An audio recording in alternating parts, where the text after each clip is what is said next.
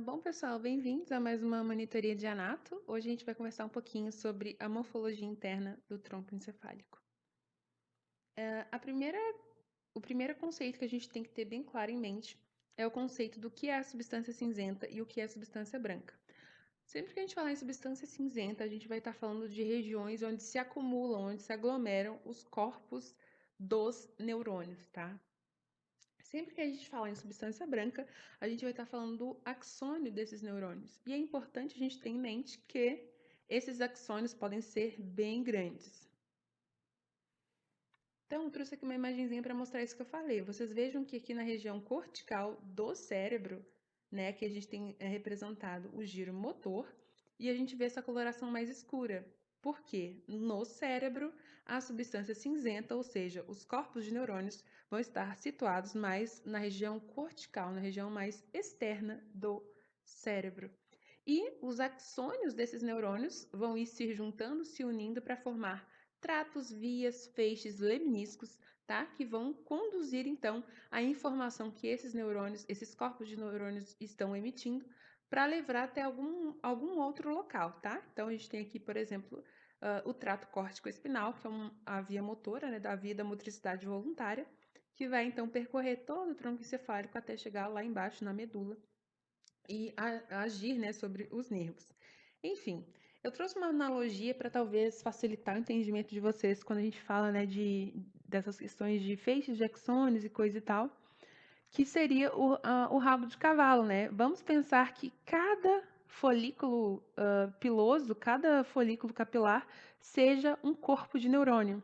E embora esse folículo esteja agarradinho aqui no couro cabeludo, ele consegue emitir um fio de cabelo que é longo, tá?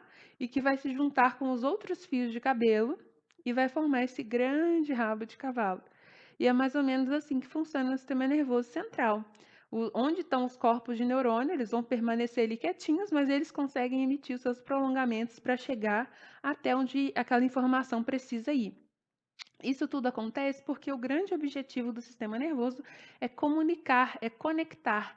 E como esse neurônio não pode sair daquela região, ele emite então seus axônios para cumprir o seu papel e levar aquela informação.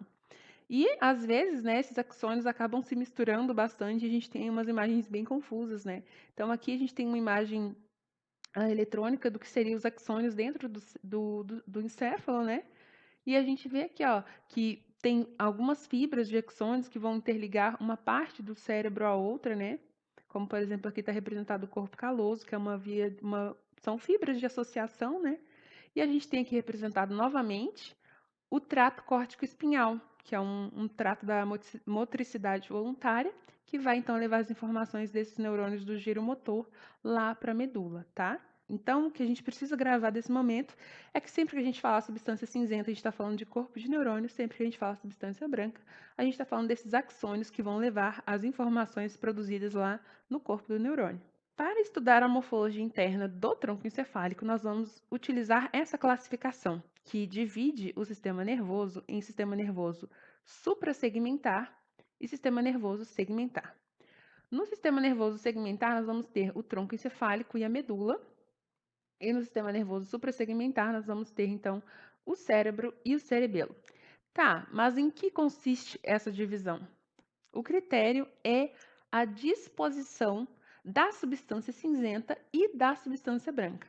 A gente vai perceber que no sistema nervoso suprassegmentar, a substância cinzenta se organiza mais ao córtex, tá? A gente vê essa coloração mais escura nas bordas.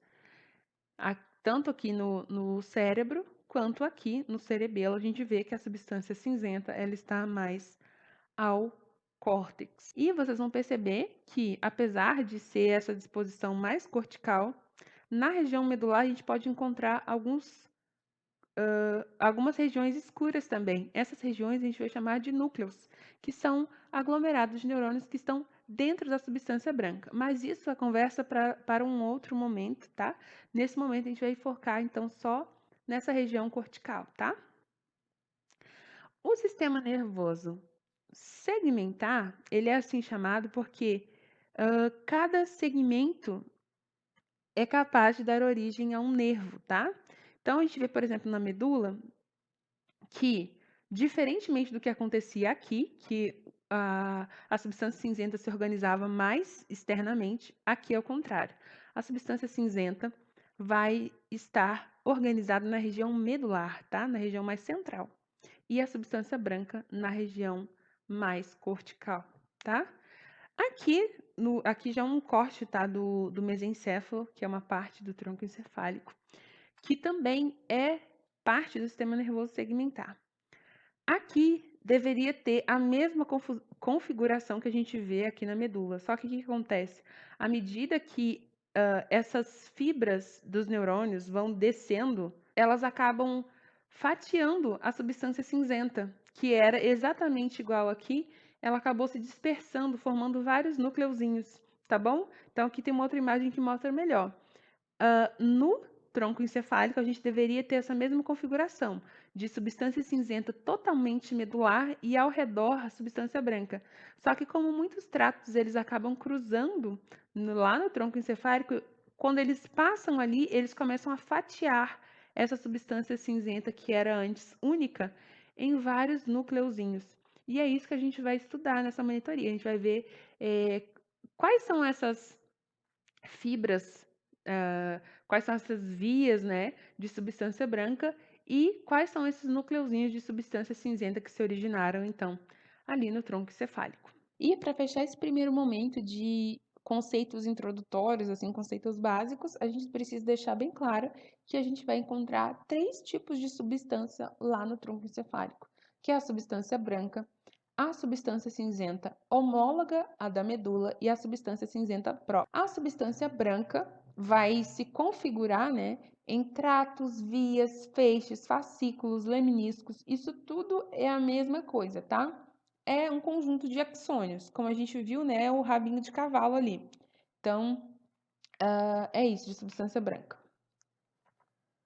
A substância cinzenta homóloga à da medula, ela é assim chamada porque, assim como a substância cinzenta do H medular, que está relacionada à emissão de nervos espinais, a substância cinzenta homóloga, ela vai estar relacionada aos nervos cranianos, que vão emergir ali do tronco encefálico, tá bem? Então, eu trouxe aqui uma imagenzinha só para mostrar, tá? Então, por exemplo, aqui a gente tem o núcleo do abducente. Esse núcleo do abducente é uma substância cinzenta homóloga.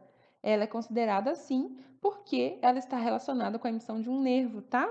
Que é o nervo abducente, né? E por fim, a gente tem a substância cinzenta que é chamada de própria.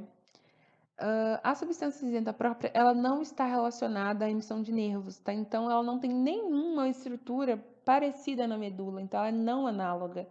E ela vai estar relacionada, então, a algumas funções vitais do nosso organismo, como, por exemplo, o controle da frequência respiratória, da frequência cardíaca, e a gente vai ver mais para frente outros detalhes, tá bom? Pessoal, começando então com o que realmente nos interessa nessa monitoria, a gente vai ver primeiro o bulbo, depois a ponte, por último o mesencéfalo. E a gente sempre vai abordar esses 3 tipos de substâncias que a gente tem, que é a substância branca, a substância cinzenta própria e a substância cinzenta homóloga. E é importante a gente relembrar, tá, que o que a gente vai ver de substância branca no tronco encefálico todo são aqueles feixes, tratos, vias que passam pela medula espinhal. Então, como vocês já tiveram aula de medula, vocês já vão estar mais familiarizados, tá? Por exemplo, que o graço, o cuneiforme, os tratos espinotalâmicos, são esses tratos que vão caminhar pelo tronco encefálico, tá bom? A gente vai começar então vendo a substância branca que constituem fibras que são longitudinais, tá? E que são ascendentes, ou seja, nesse primeiro momento, tudo que a gente falar vai estar relacionado com vias da sensibilidade, tá? Vias sensitivas.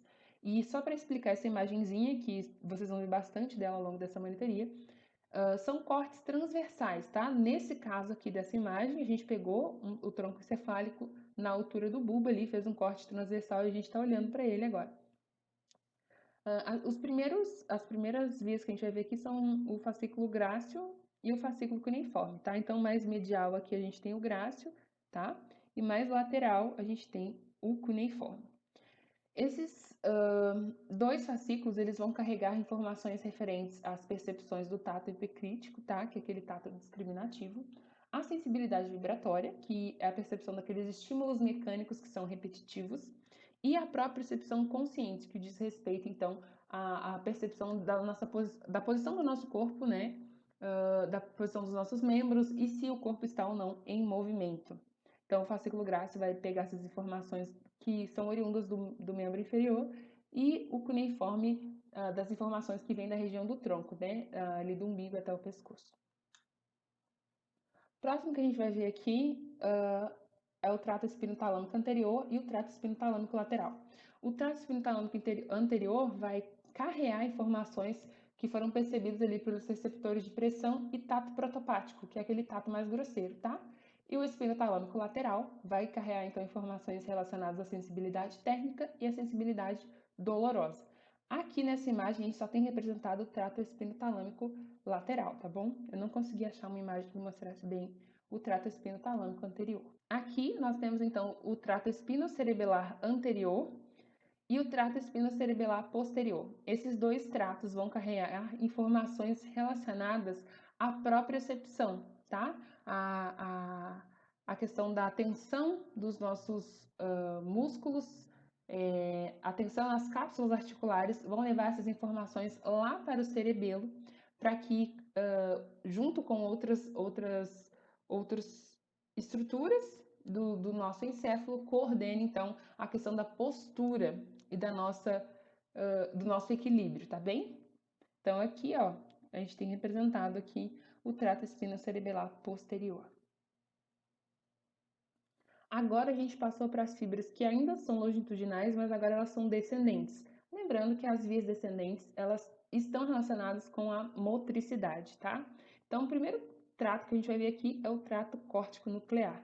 Então, esse trato ele vai se originar aqui no giro motor e ele vai descer à medida que ele passa pelo tronco encefálico. Ele não desce para a medula, tá? Ele termina aqui no bulbo e ele faz sinapse, então, com os núcleos motores dos nervos cranianos, tá? Esses núcleos que estão presentes aqui no tronco encefálico, tá? Então, só uma representação para vocês verem aqui mais ou menos como funciona esse trato, tá? A gente tem também o trato córtico-espinal, que é o principal trato, a principal via, né, da motricidade voluntária.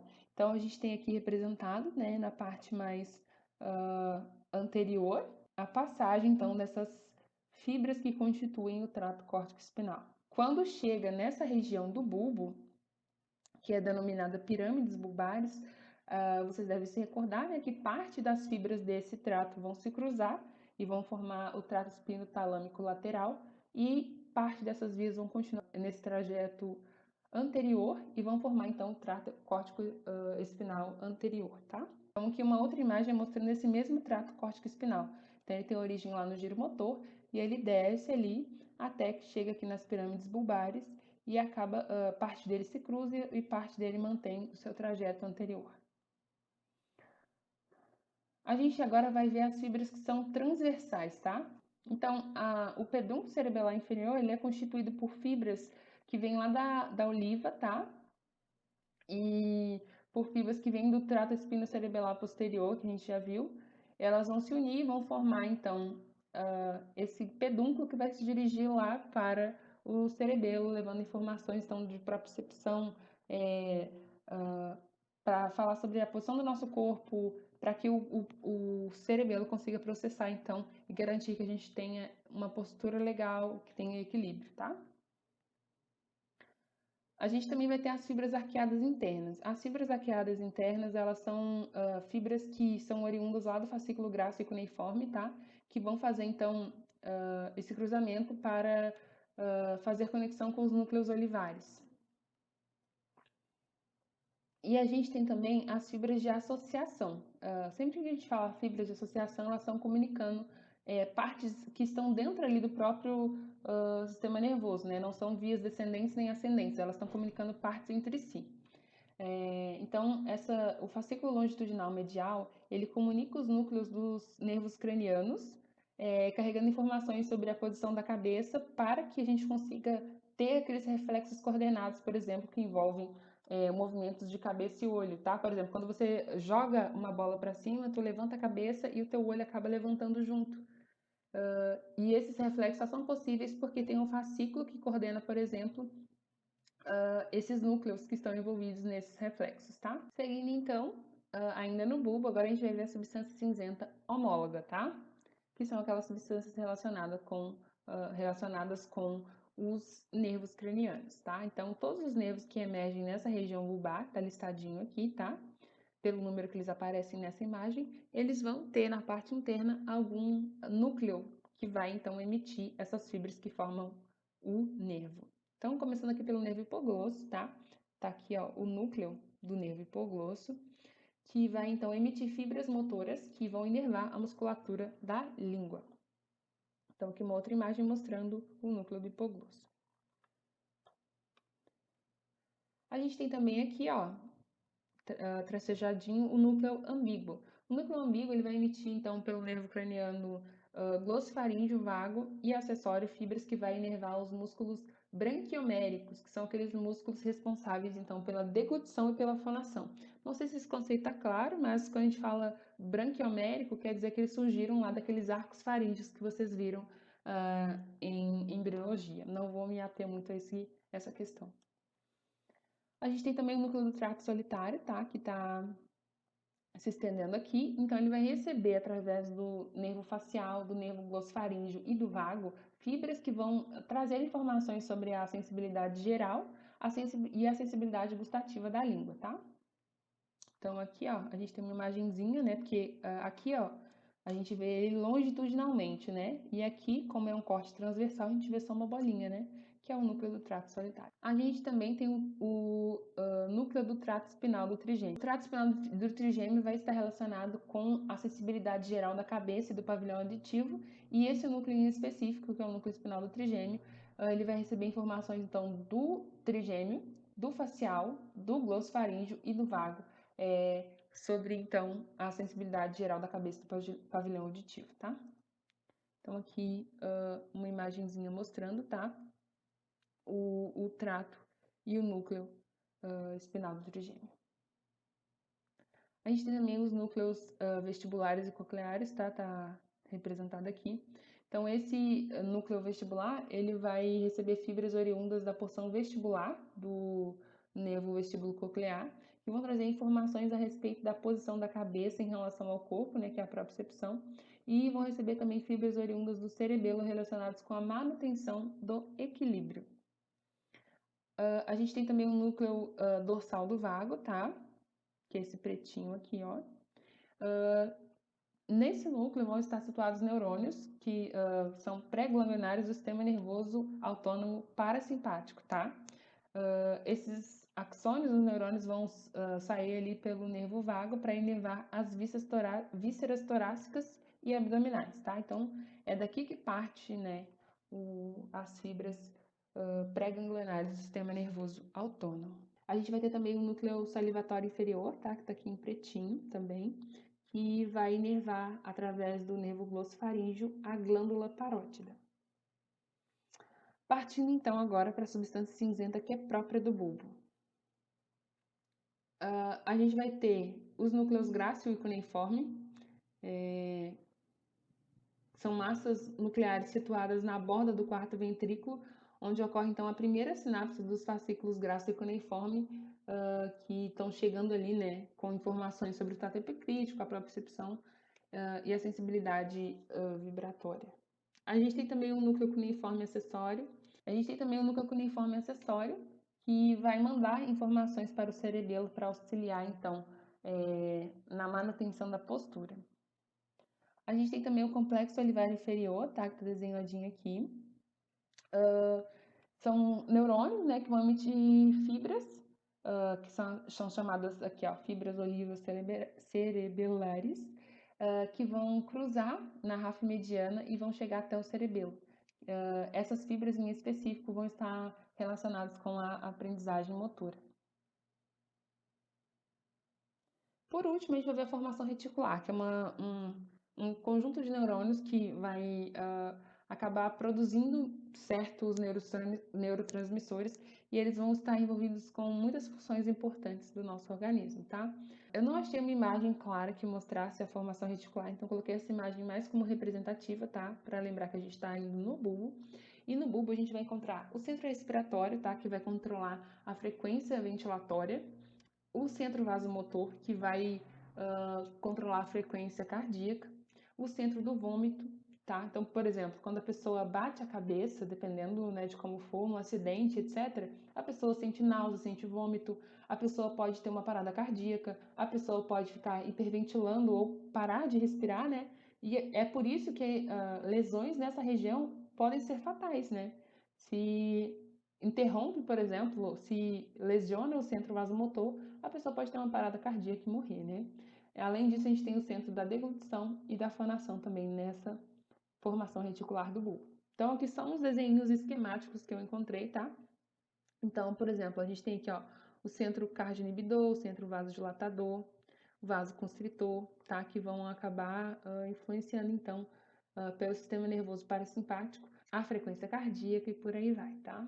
Aqui um outro desenho esquemático mostrando aqui, ó, o grupo respiratório ventral, o grupo respiratório dorsal, que estão presentes ali no bulbo, tá? Que vão controlar, então, a frequência respiratória.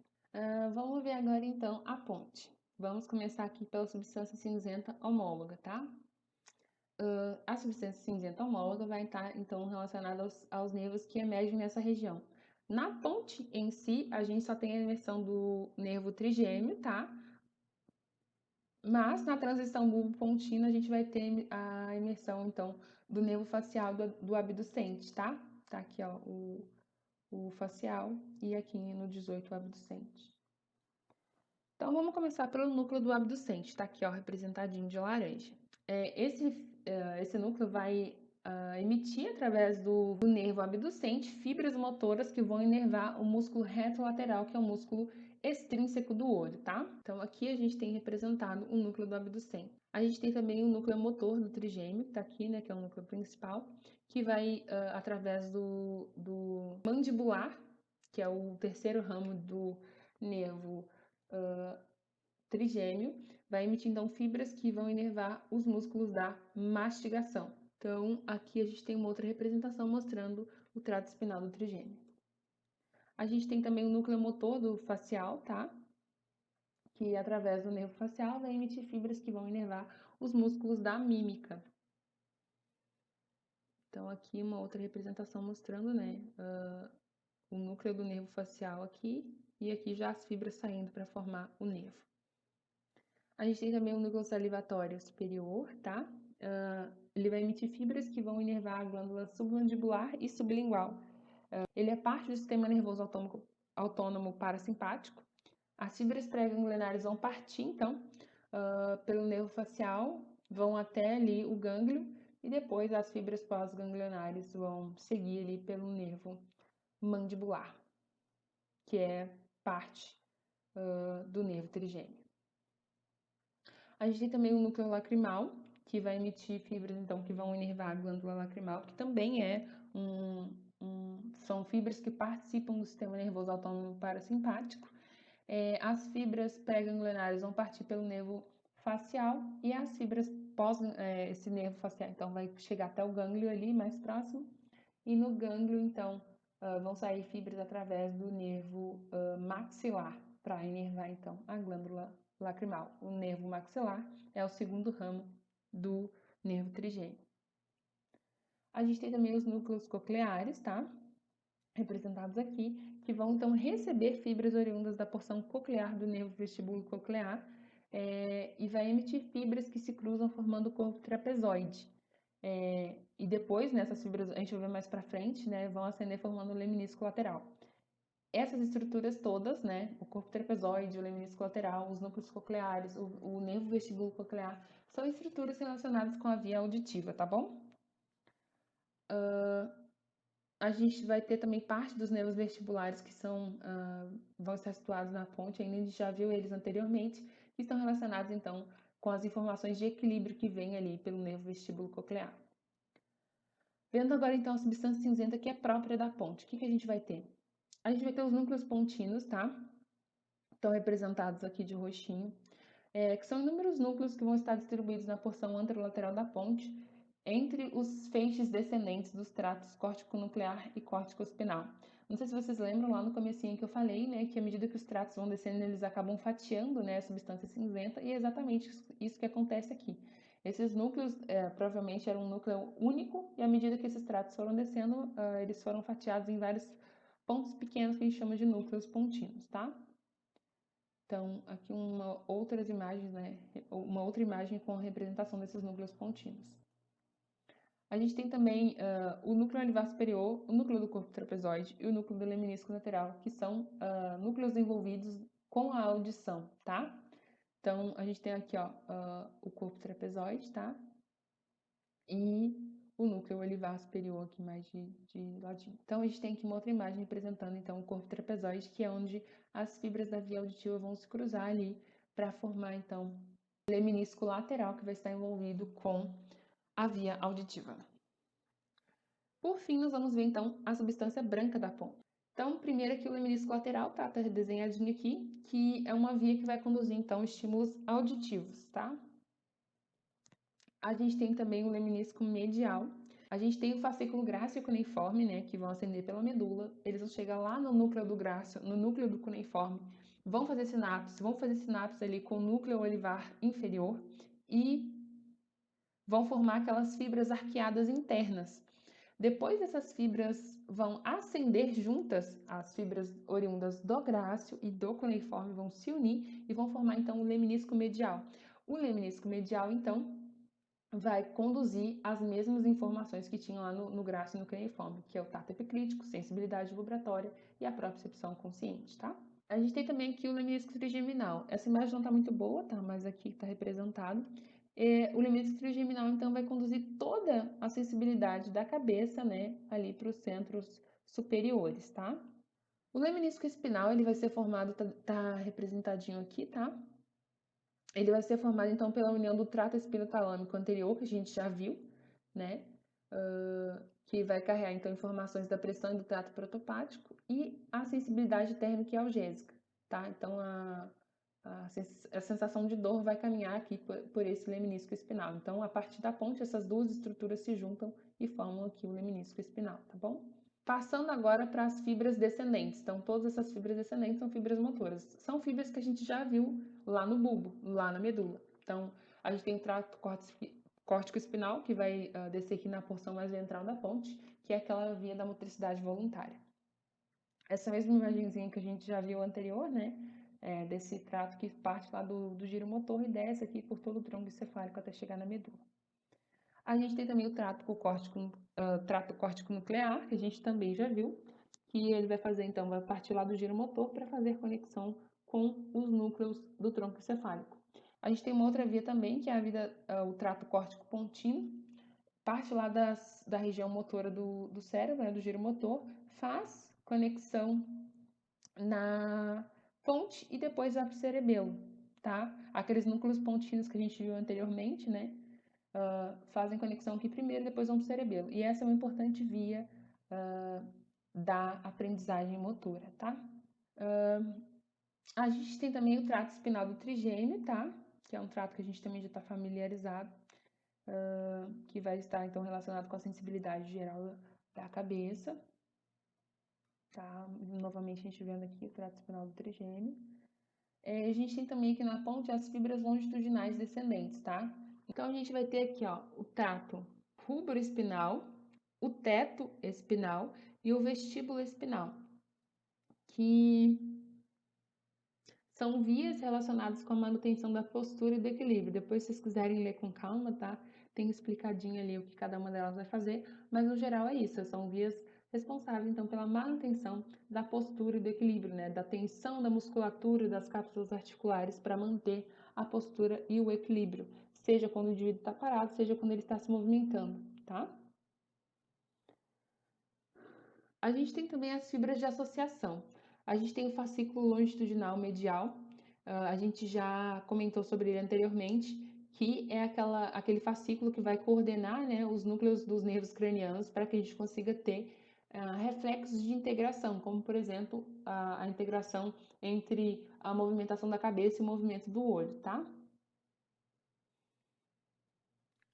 De fibra transversal, a gente vai ter o pedúnculo cerebelar médio, tá? Vai conduzir informações, então, que fazem conexão entre a ponte e o cerebelo, tá? Entra aquela via que eu citei anteriormente, que é a via córtico-ponto cerebelar, então, que vai estar relacionada também com a aprendizagem motora. Por último, em relação à ponte, nós vamos ter também a formação reticular. Na ponte, em relação à formação reticular, nós vamos ter o locus coeruleus, tá? Que vai ser um importante centro de produção de catecolaminas, né? A noradrenalina e a epinefrina. Isso vai ser bastante importante para que a gente consiga ter uma resposta fisiológica ao estresse e ao pânico. E muitas das vezes, né, é claro que todos esses neurotransmissores que são produzidos na formação reticular do tronco encefálico vão estar muito associados também à modulação do humor, do sono, a sensação de prazer, né? Igual a gente tem aqui embaixo aqui os núcleos da RAF, que vão produzir serotonina, que está muito relacionado ao prazer e ao sono. Então, qualquer desequilíbrio nessa região, né, pode afetar o humor, onde a gente tem aqueles transtornos de comportamento, transtorno de humor, transtorno de personalidade, tá? Então, muitos dos medicamentos psíquicos vão agir nessa região, estimulando, né, a produção de um ou outro neurotransmissor. Partindo, por fim, para o mesencéfalo, a gente vai começar pela substância cinzenta homóloga. O que a gente vai ter? Núcleos relacionados com o nervo troclear e com o nervo oculomotor. Então, vamos lá. A gente tem aqui o núcleo do oculomotor, que, através do nervo oculomotor, vai emitir fibras que vai inervar os músculos extrínsecos do olho, com exceção do oblíquo superior e do reto lateral, tá? A gente tem também o núcleo visceral do oculomotor, que também é chamado núcleo de Edinger-Westphal, que é um núcleo do sistema nervoso autônomo que vai emitir fibras que vão inervar os músculos intrínsecos do olho. Esse núcleo é muito importante para a manutenção do reflexo pupilar, tá bom? Então, qualquer lesão nessa região, a pessoa pode perder o reflexo pupilar. Então, aqui uma outra imagem mostrando, né, o núcleo do oculomotor. E aqui, ó, já tá as fibrazinhas, né, do oculomotor saindo aqui para formar o nervo. A gente tem também o núcleo do troclear, que através do nervo troclear vai emitir então fibras que vão inervar o músculo oblíquo superior, né? Vocês lembram que de todos os músculos do olho, a grande maioria deles vai ser inervado então pelo oculomotor, com exceção do reto lateral, que é do abducente, e aqui do oblíquo superior, que é função então do troclear. Então aqui está o núcleo do troclear. Então aqui a gente tem o núcleo do trato mesencefálico do trigêmeo, que vai estar relacionado também com aquela percepção da sensibilidade da cabeça, né, que a gente já viu em outros momentos. Tá aqui, né, o núcleo do trato mesencefálico do trigêmeo. E agora a gente vai partir então para a substância cinzenta que é própria aqui do mesencéfalo. A gente vai ter o núcleo rubro, tá? Tá aqui desenhadinho. Que ele vai receber então aferências dos núcleos cerebelares e também do córtex cerebral. E acredita que essa estrutura, né, vai estar então associada com a modulação do tônus da musculatura flexora, tá? As fibras que vão partir daqui vão formar o trato rubroespinal, que a gente já viu antes, né? Que o trato rubroespinal então vai contribuir para a manutenção da postura e do equilíbrio. A gente tem também a substância negra ou substância nigra, algumas pessoas falam. E essa substância é bastante importante porque a degeneração dessa substância vai estar relacionada com a doença de Parkinson, tá? A substância negra ela tem a parte compacta e a parte reticulada. A parte compacta vai ter células ricas em neuromelanina, que vai produzir bastante dopamina, tá? É um importante núcleo dopaminérgico, que vai fazer conexões lá com os núcleos da base, principalmente o putame e o núcleo caudado. Eu não sei se vocês já tiveram núcleos da base, enfim. Mas essa relação da dopamina com esses núcleos é super importante para a motricidade. Então, na doença de Parkinson, por exemplo, quando a gente tem uma diminuição da produção de dopamina, a pessoa fica enrijecida, né? Ela ficando cada vez mais enrijecida, vai perdendo a capacidade de se movimentar, né? A gente chama de bradicinesia, que os movimentos estão ficando mais lentos. E isso prejudica bastante, né, a vida da pessoa. Então, a parte compacta da substância negra é um importante núcleo dopaminérgico. A gente tem também a parte reticulada, né, que é constituída então por neurônios que são menores e que não são tão pigmentados como a parte compacta, tá? O neurotransmissor que é produzido por esses neurônios é o GABA, e ele vai fazer bastante conexões ali com o tálamo e com o tegmento no geral, tá? A gente tem também o núcleo do colículo inferior, tá? Que vai ser formado então por massas ovoides, né? Que vão ser parte da via auditiva. A gente tem também a substância cinzenta periaquidutal, tá? Que vai estar em volta aqui do aqueduto cerebral, que vai ter um importante papel na modulação da dor, tá? E no comportamento defensivo. Então, por exemplo, aquelas fibras que vêm lá do leminisco espinal, né, que vem lá do trato espinotalâmico, elas vão se comunicar com essa substância para que haja modulação da dor, tá? A gente tem também o núcleo pretectal, peço desculpa que eu não achei nenhuma imagem melhor. Esse núcleo vai estar relacionado então com o controle do reflexo pupilar, tá? E ele vai receber fibras que vêm lá do trato óptico, do córtex visual e também do corpo geniculado lateral, tá? Para que ele consiga então, por exemplo, se eu estou tendo uma coisa que é muito luminosa, eu vou emitir um reflexo que vai então diminuir a pupila, né?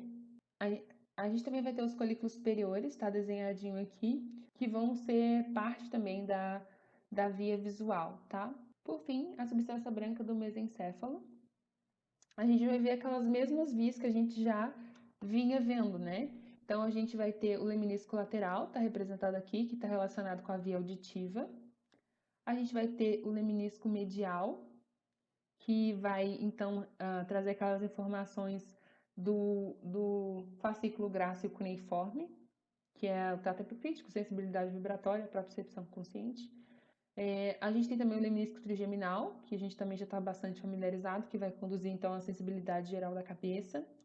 A gente tem também o leminisco espinal, que é aquela via da dor, né? Dor, temperatura, também pressão e tato protopático. A gente tem também o pedúnculo cerebelar superior, que vai conectar, então, o mesencéfalo ao cerebelo. E agora, partindo, então, para as vias longitudinais que são descendentes, a gente vai ter aquelas mesmas vias que a gente já vinha vendo, né? Que é o trato córtico-espinal, que é da motricidade voluntária, que também vai passar pelo mesencéfalo.